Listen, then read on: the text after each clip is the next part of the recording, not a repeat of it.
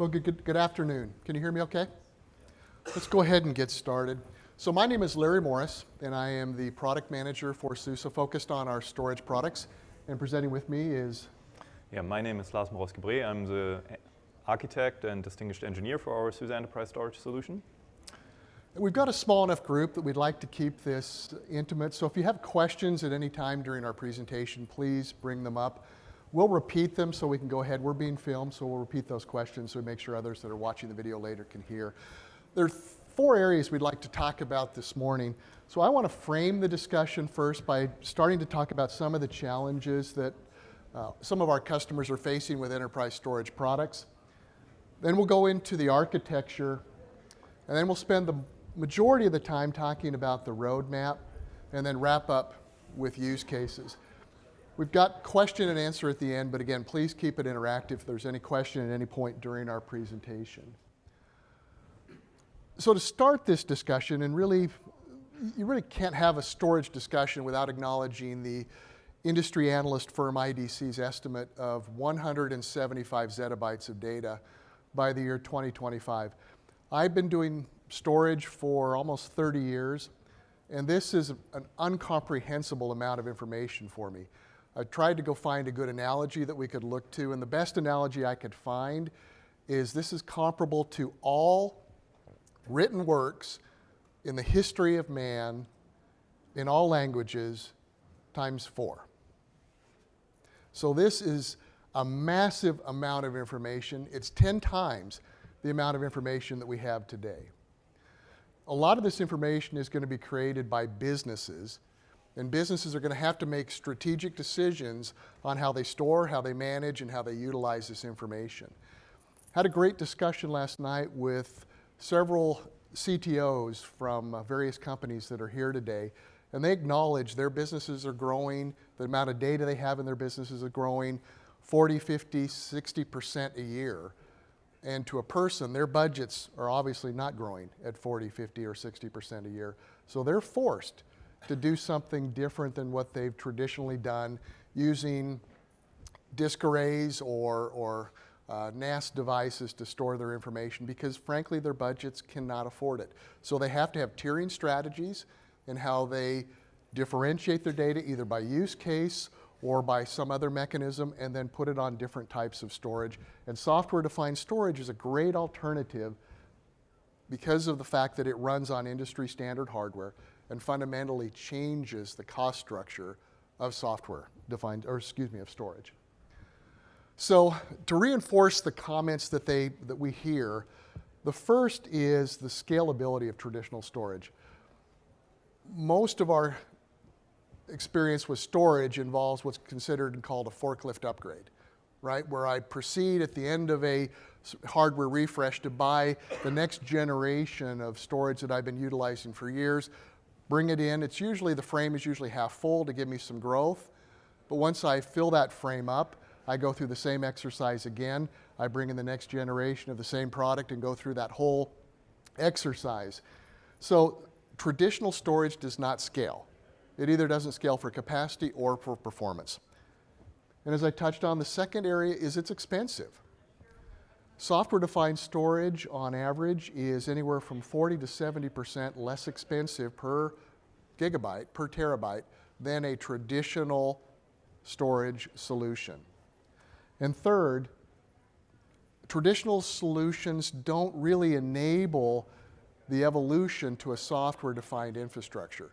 There are a lot of advantages when you look at a software-defined infrastructure around agility, around flexibility, around the ability to adopt new methodologies like hybrid cloud or multi-cloud, or bring in new technologies like containers. Traditional storage, in many ways, keeps you from moving to that infrastructure that provides that optimized, flexible environment. Just to set the context, SUSE has a broad portfolio of software-defined products. Storage is in the center, but compute, networking, the ability to manage that infrastructure, the underlying operating system, So the entire software-defined infrastructure, or even the application delivery if I'm interested in moving up to another level of abstraction. But an entire portfolio of software products that enable you to establish that software-defined infrastructure that many customers recognize they need to move to, and most CTOs will acknowledge is extremely difficult to do. So with that, what I want to do is spend a minute or two and let Lars talk through, I can just flip the slide, talk through the overall architecture for those that are not familiar with Ceph, and walk through the architecture before we go into the roadmap. Lars? Right. So SUSE Enterprise Storage is based on an open source project called Ceph. And Ceph itself is split into several layers. At the core of Ceph is actually a PhD thesis, so it is rocket science, very well abstracted. But so at the core of it is Rados, which is a common object store. All the data that you put into a Ceph cluster eventually ends up in Rados, and Rados distributes that data to actual physical storage devices. So I know serverless is a big thing, and software-defined storage, but at the end of the day, you still have hardware somewhere. And those OSDs are the so-called object storage daemons, and object storage devices are split across many, many servers from 4 to hundreds to thousands. And they're all independent. The interesting part about Ceph is that the data access path is direct to the OSD, so there's no centralized point imposing a performance limit. There are also the so-called mons, which keep track of the current configuration and settings of the cluster, which are also redundant, so you don't have to worry about which one is up and which one isn't, because Ceph handles that internally. Typically, there's 3 to 5 of those. Very large clusters may have 7. And above that, very few applications interact with the Rados layer directly. We have block, file, and object. So we support both the traditional approaches, block and file, for accessing the Ceph cluster, as well as the more modern cloud-native interfaces like S3 and Swift storage. And for block, we support a native protocol called the Rados block device, which is a full client cluster protocol. So the clients are actually aware that they're talking to a cluster, which allows them to make much smarter decisions about which server to talk to, as well as the traditional access modes like iSCSI, where we talk to a bunch of iSCSI gateways for scale-out and redundancy, and then we handle the translation to the Rados block device layers there. For file, it's the same. We support CephFS, which is a native protocol available currently on Linux, as well as translating this to traditional protocols like NFS and Samba CIFS on other platforms than Linux. And again, obviously, Rados Gateway translates this to S3 and Swift protocols, giving you that level of protocol and performance and scale out. Switch to the next slide. So with that, let's start to transition and talk about the roadmap. But before we do, I want to do a little bit of framing. It's been about a year, 18 months since we did our last SUSECON. So I want to talk some of the highlights before we go into the roadmap. So we introduced SUSE Enterprise Storage in approximately, I think, February of 2014 as part of SUSE OpenStack Cloud. So over the last 5 years, we've been leveraging our significant expertise with distributed file systems, with clustered systems to bring this storage product to market. Version 5, which was introduced in October of 2018, is our 8th release. And so as we talk about SUSE Enterprise Storage 6, that's our 9th release. If I translate this and go to the bottom and start talking a little bit about the business, I can't tell you, we don't break out the performance of our storage business, but what I can tell you is that the number of customers that are now running SUSE Enterprise Storage that we identified and were deployed during 2018 is twice as many as the number of customers that were in 2017. And when I talked last, what I told you was that in 2017, our number of customers was twice as many as what we had in 2016. So we are starting to see the exponential growth and adoption of this in our customer base. Some of the things that we've been doing to grow the engineering team. Storage is strategic to SUSE, and we have been investing significantly in the individuals we have within SUSE to support our product. We've been either doing this through inorganic growth like acquisitions or extensive hiring, or bringing individuals from other portions of SUSE. And as a result of this, if I look at both the upstream Mimic release, which was the previous release, or the current Nautilus release, 8 of the top 20 contributors to Ceph are now from SUSE. And this truly demonstrates our commitment to the upstream community. And you can get a similar methodology if you look at how many of the top 50, how many of the top 100. SUSE is contributing significantly upstream, and in fact, we are now leading as part of our effort to make Ceph easier to manage. We invested significantly in the management interface. That has now become what is called the Ceph dashboard, and SUSE now, for all releases, leads and develops the management infrastructure that the community utilizes. And we extend this across whether it's the Rados interface or the CephFS interface or work that we're doing we'll talk about a little bit later on future work. We have a very mature and established engineering team heavily engaged across the Ceph portfolio of functionality. As we talk about our roadmap, when I initially started looking at this, I started to break our functionality into 4 areas. And we've kept this for the last couple of years. Most of the functionality we do fits in one of these 4 areas. Either it's improvement in manageability, ease of use, ease of deployment. Interoperability, SUSE first to market with our iSCSI interface, first to market with whether it's CIFS or NFS exporting of the CephFS file system. You'll see continued effort and investment around interoperability. We may be a Linux company, but our customers run a heterogeneous environment and we need to provide a heterogeneous solution. Efficiency. For a while, we were the only organization that supported cache tiering, as critical as that is within a storage device. But you'll see additional work around hierarchical storage management as we start looking at some of the technology we're bringing out with version 6. And availability, continuing efforts around remote replication and the ability to ensure you can set up a highly available storage environment. You'll see more functionality of that coming out with version 6. So with these 4 areas, one of the things I've been doing is measuring our capability against what I consider a traditional set of functionality that storage devices have. And I have a slide like this all the way back to SUSE Enterprise Storage 1. At the time when we first started, much of these were black dots, meaning that they were coming. You can see at this point a significant amount of the functionality in parity establishment with traditional storage has already been delivered. There are a couple of areas down that are still yellow or black. Data encryption in flight, we'll talk in a moment about node-to-node encryption, which is coming out with version 6. It's a technology preview, but when that becomes production, we will have complete end-to-end encryption for data in flight. Asynchronous remote replication, we have the capability for block, we have the capability for object, and we'll talk in a moment about CephFS Snapshot, which is the primitive, which enables that functionality to start to be brought to market for file. So we continue to work aggressively around addressing these. Data deduplication remains a challenge. There's significant work going on upstream.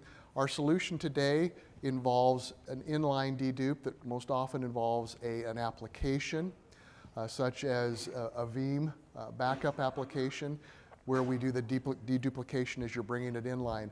One of the challenges with deduplication is that the data construct that Ceph utilizes as they shard the object is a 1 megabyte piece, and being able to duplicate at the 1 megabyte segment has some challenges. We need to really be down at a sector or 4K level to get more efficient data deduplication. But significant work continuing to address that one remaining area, and at that point, for the most part, we have parity around this traditional functionality that storage devices have. With that, let's go ahead and start talking about version 6 and the functionality that's coming. Lars, do you want to talk to manageability? Yes, sure. So manageability, as Larry explained, is one of the key areas where our engineering team focuses both upstream and downstream. The Openmatic team has now become the Ceph dashboard team, essentially, and that replaces the upstream management efforts, which is now common across all Ceph distributions. Many features there. Everything that you had with Openmatic is in the Ceph dashboard, plus many more things. We benefit from the general advantages of open source development. We now share and contribute to the same code base.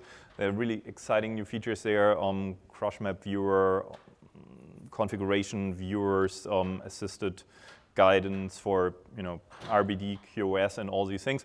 And my colleague Lance has a great session on that where he explains all about that and walks you through all the screens that Ceph Dashboard has.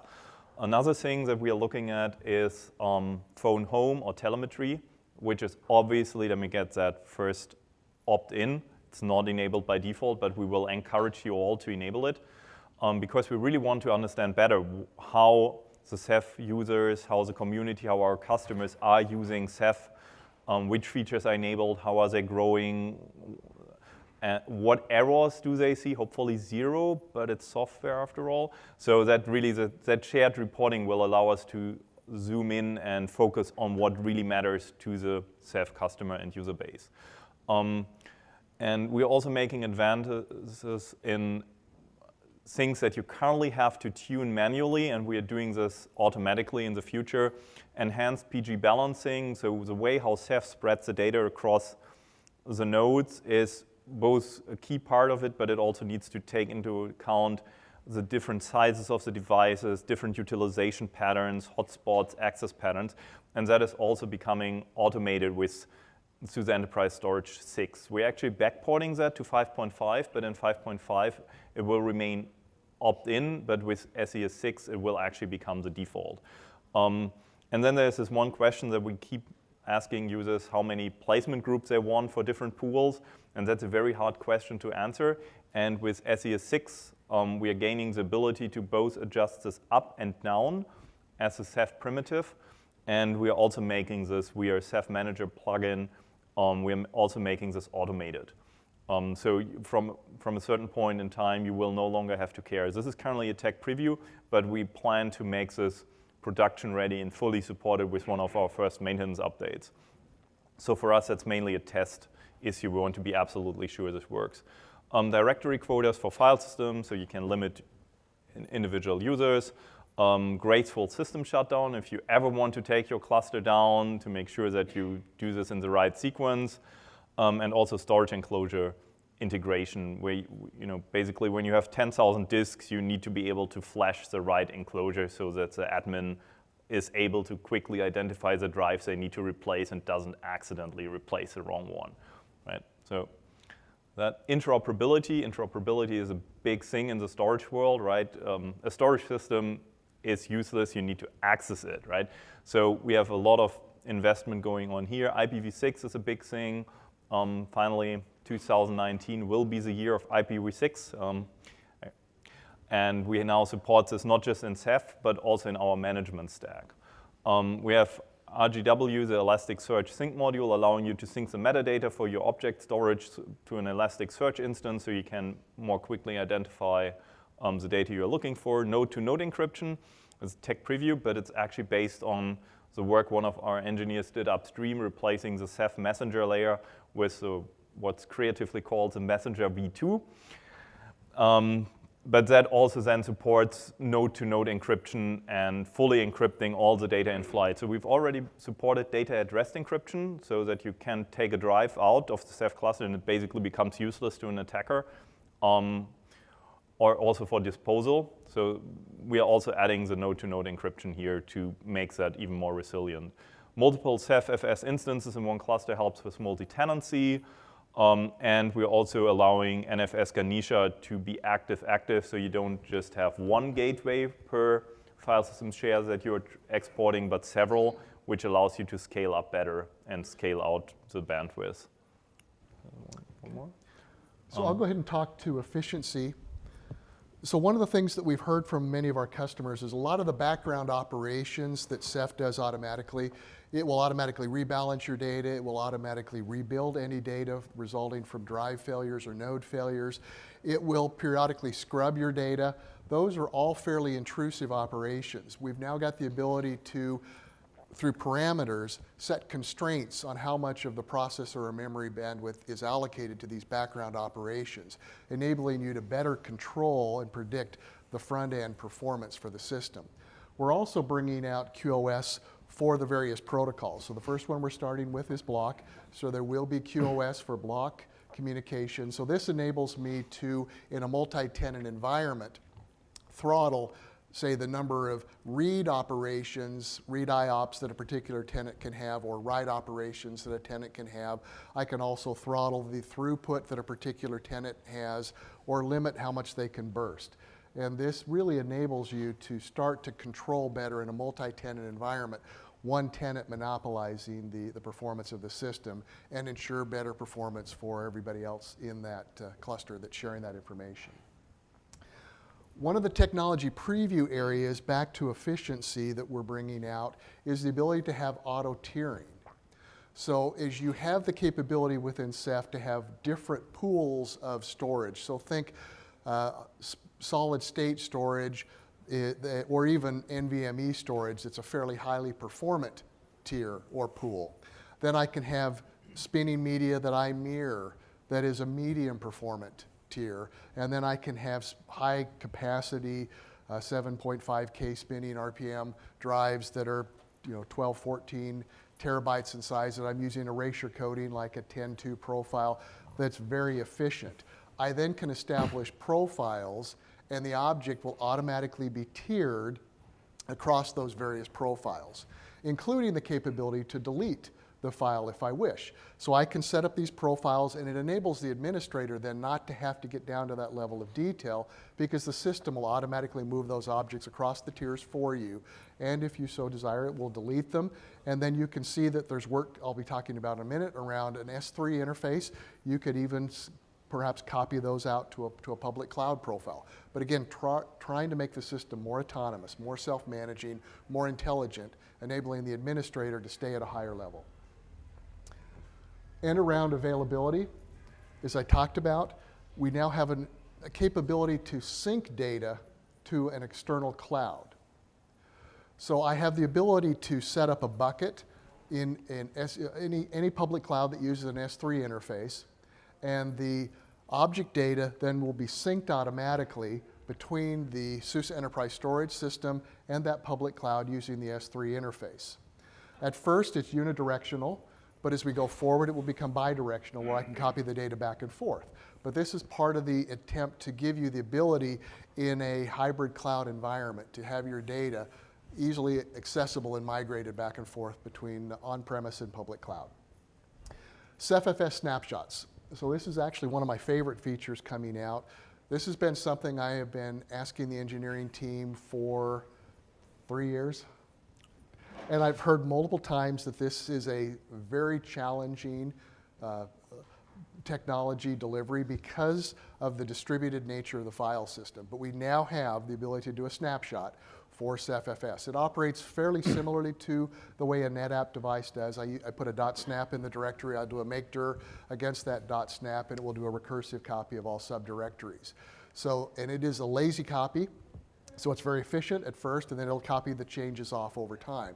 But a CephFS snapshot then becomes the key primitive, which enables us to start to do asynchronous file replication. So when I can do a point-in-time copy, I now can migrate that data to an external replicated cluster or an external site, and then have easy replicas that I can bring back at any point if I desire to restore back to a point in time. So significant work around manageability, interoperability, efficiency, and availability with this version. What we want to do is kind of give you some idea of some of the things that are also coming as we go out to version 7. So we're maintaining a yearly cadence. So SUSE Enterprise Storage 6 will be coming out approximately in June of this year. And that means if I look at version 7, it's going to be summer time frame of 2020. One of the first things I want to identify is the last bullet point that you see here, and that is native Windows drivers. So we've had a lot of input from our customers. We may be a Linux company, but they today want more performant solution than what we're able to provide with an iSCSI interface. And many of them have Windows environments. So we are going to work with Microsoft and with a third-party company to develop both the RBD and CephFS drivers for Windows and bring those upstream open source, enabling customers to have that native protocol access for the Windows environment. I'm going to save the containerization because we have another slide in a minute to go into that. But at a high level, the desire to make Ceph as a true cloud native application. We'll talk in a moment. I'll let Lars talk a little bit about Rook and the work we've been doing there, but we will containerize the solution, enabling you, as you think about longer term, the ability to run in a converged or a hyper-converged environment, as we're also working to converge, to containerize our OpenStack deployment. We're looking at networking in a containerized environment. It not only reduces the hardware footprint, but it significantly enables your ability to run this in a converged environment. A lot of effort around trying to make the system easier to, or more autonomous. Significant work around guided upgrade, guided troubleshooting, guided OSD additions. We want to start to make the system to where it'll walk you through the steps that we do so that you gain confidence with those, with the long-term objective of making these totally autonomous, where the operations that you spend time with today, the system will automatically do for you. As you start looking at deployments, and one of our largest customers today has a 40 petabyte plus deployment. When you get into systems that large, the administrators just cannot spend time with the low-level operations. They've got to stay at a higher level and allow the system to be much more autonomous, much more self-repairing in the operations that it does. And then work around an RDMA interface. As we start to move towards a larger deployments, we're finding that there's a lot of advantage to a very fast, low latency transport like RDMA. And this is one of the areas that we're leading and championing upstream as we start to try to bring this technology to market. So with that, what I'm going to do is I'm going to transition and let Lars kind of walk through the work we're doing with Rook and Kubernetes. Yes, thank you. So containerizing or supporting storage in a containerized world. So what we already support today is providing storage to containers or virtual machines or anything really. We're a standard storage appliance in the backend, and Kubernetes has a container storage interface which knows how to talk to a Ceph cluster and dynamically provision storage on the cluster as you spin up and spin down containers and pods. But what we actually want to do is to go one step further. We want to leverage the abilities of Kubernetes to orchestrate the data center, orchestrate a cluster for managing Ceph itself, right? So Kubernetes has many features, say the self-healing, horizontal scaling, load balancing integration, which we would like to take advantage of instead of having to develop them ourselves in our orchestration. And also that means that they will cooperate and coexist with other software in your data center using the same features. Say, automatically scaling up the number of routers gateway instances as the load on a particular pool increases, scaling them down when they are no longer needed, functionality like that. And that's already provided by Kubernetes. There's also another part that I'm really particularly excited about, because in a non-containerized world, there are some lifecycle management tasks that are harder than others, such as upgrades and updates, the ability to upgrade a single workload or even a single instance of a distributed system on a node without automatically updating or interfering with everything else. It's really an area where containers and the isolation they provide is really, really valuable. And the configuration management then becomes declarative, so we can retire a lot of the orchestration that we have so far on our own. Currently, we utilize a salt-based orchestration, which we'll continue to support for a transition period, obviously. We will not force anyone to change, right? That's not what we do. But we want to take advantage of all those functionalities that Kubernetes as a data center operating system provides. We are also investing into Rook, which is an upstream Kubernetes orchestrator. Which is the upstream Kubernetes orchestrator for storage, in particular Ceph. And one of our engineers is already an upstream maintainer of the Rook project. That helps us with deploying the Ceph cluster on a Kubernetes cluster. It's not so much whether you really want to leverage hyperconverged solutions, but it's very, very important to be able to do it so that you get the benefits of the lifecycle management, that when you do this in a smaller environment, and with smaller environment in a Ceph and Kubernetes world, we talk about like one rack of hardware. That's our smaller environment. At the edge, it makes sense to share the hardware between the different services.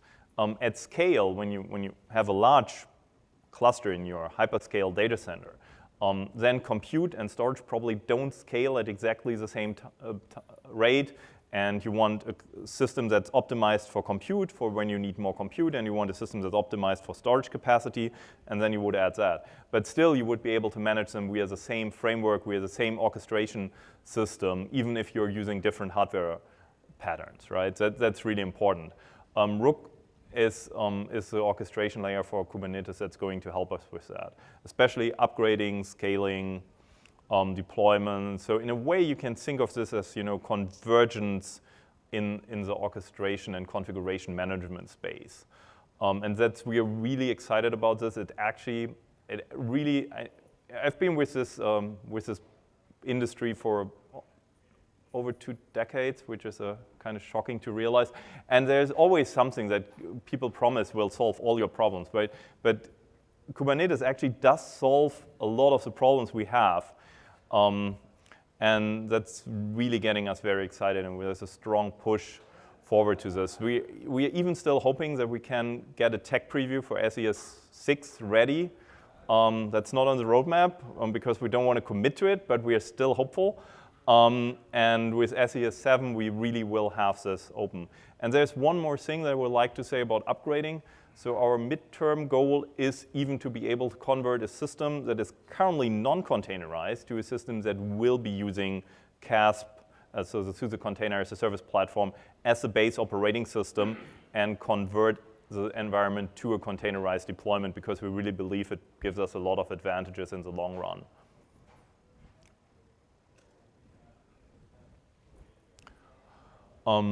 And so this is basically summarizing what we have today. At the top level, you can see that we have SUSE Enterprise Storage as an external storage provider to a Kubernetes cluster.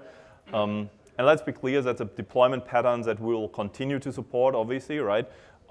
If you have, say, even Kubernetes as a service, then the Kubernetes cluster that you are standing up may not be running its own Ceph cluster. And it's important, depending on the structure of your organization, that this continues to be supported. But where we are going is that we are supporting containerizing our daemons. So if you're currently running, if you have experience with SES 5 and earlier, we have roles that we assign to nodes, right? Storage nodes, monitors, gateways, and those roles essentially become individual containers that we can then manage on top of Kubernetes. And it really, we are basically exchanging the base operating system from simple SLAS to Kubernetes as a distributed operating system. And then our long-term roadmap as SUSE is that we'll be converging not just storage, because that's not hyperconverged, it's still just one service, but with OpenStack Cloud, with our container application platform, SUSE Manager, true convergence across the portfolio running on top of a Kubernetes instance, and being able to leverage all of this in a single consolidated data center. Okay. So with that, and kind of giving you an idea where we're going, a lot of our customers ask, what are natural use cases? What are your customers doing as they utilize SUSE Enterprise Storage? And I want to spend just a couple of minutes talking about some of the use cases we have with our product. So the most natural use case for a customer to look at bringing a software-defined storage system into their environment is probably as the target for a disk-to-disk backup. Most customers are doing disk-to-disk backup today. Most are probably using a proprietary traditional disk array farm as the target for that backup. And instead of going through a refresh cycle where I just buy the next version of the same storage I've been using for years, it's a natural chance to bring in a software-defined storage offering and begin to become comfortable with that. I can do all the same things with it that I can do with traditional storage. After I move the data off of primary storage onto the secondary storage, I can back it up to tape, I can copy it to the cloud, But there's additional levels of functionality and flexibility within a software-defined storage system. As we talked about the ability to set up those different pools, I can set up a very efficient online archive as well within that software-defined storage system and then move it over into that online archive. And that's got significant advantages relative to copying data back from tape or repatriating it back off of a public cloud environment because it's on my premises. And as you look at the erasure coding profiles and the high density storage, you can get very cost efficient online archive types of storage. So the first two I would start with would be as a disk-to-disk backup. We're integrated and supported with a multitude of software today: Commvault, Veritas, Veeam, SEP, Micro Focus's Data Protector, and we've worked very closely to ensure that the hardware and software work together and are certified for these deployments. So that would be my first recommendation for something to look at. The second area we have is compliant data archive. So as you look at information that you need to guarantee has not been tampered with, so that could be medical records, this could be financial information. We work with a third-party company called Eternity, and they have a certified solution that guarantees that the data is not being modified and meets and addresses the requirements for the various certifications for data, whether it's financial data, whether it's medical data, to meet those requirements. So that would be a second alternative to look at. We're starting to move into high-performance compute, primarily as a backup of the high-performance data itself. And we've got certification with iRODS and Hewlett-Packard's DMF as mechanisms to back that data up. We're also increasingly having more customers that are starting to run analytics. Ceph is a great solution for a Hadoop type of deployment, whether you use the S3A interface or whether you use Ceph FS. We're starting to get more and more customers moving into that deployment as well because of the cost-efficient, massive scalability of the product. When you look at our hardware partners, we work to provide not just reference architecture. So reference architectures are architectures where we work with our hardware partners to, as they bring out new hardware, to identify a recommended deployment. We also have certified reference architectures. So we have created a test environment that stresses the hardware and the software in a single environment, introducing failures and other things traditionally associated with traditional storage validation to ensure that the hardware and software operate as they should. And you can see certified reference architectures from Cisco, from Lenovo, from HPE, from Supermicro. We have appliances. Some of our customers desire to purchase a completely integrated solution. We've got appliances from Thomas Kren, and we're working with IBM and Lenovo to have similar deployments with Lenovo-based solutions.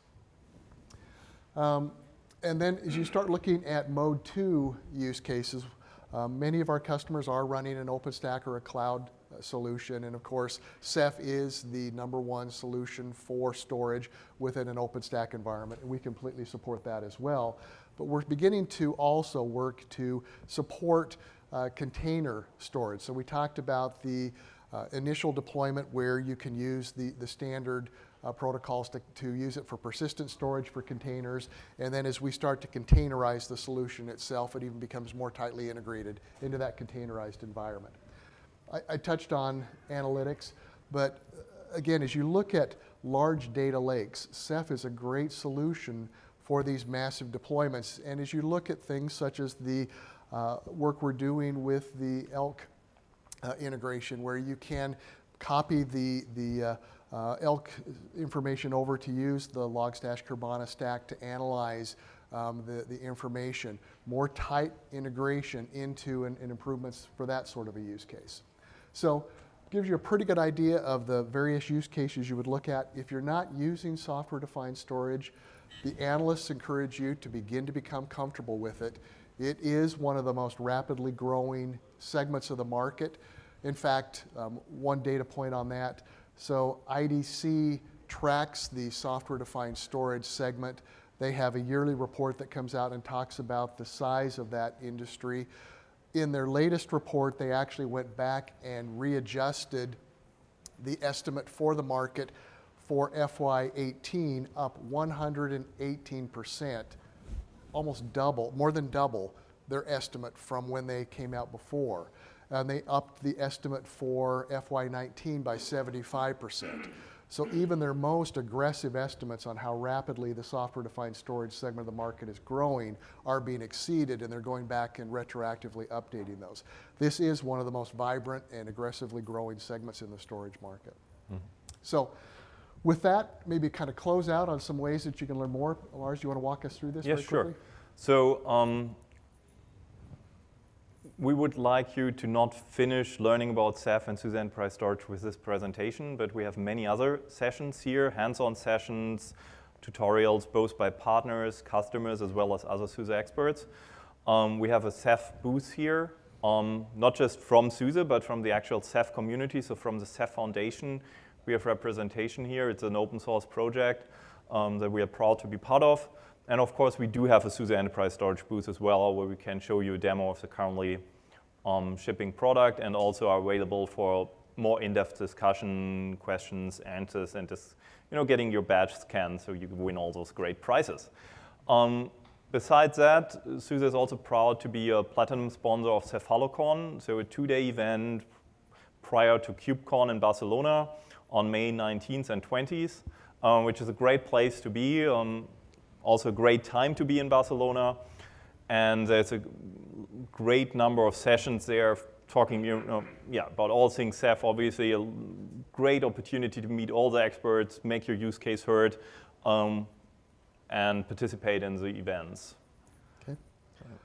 So with that, let's go ahead and transition to questions. Mm-hmm. Is there anything that we didn't cover that you're interested in? In particular, are there features in our roadmap that you would like to see that are not there? So just open it up to you for any questions that you'd like to ask us.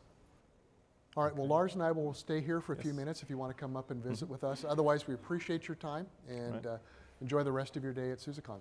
Thank you. Thank you.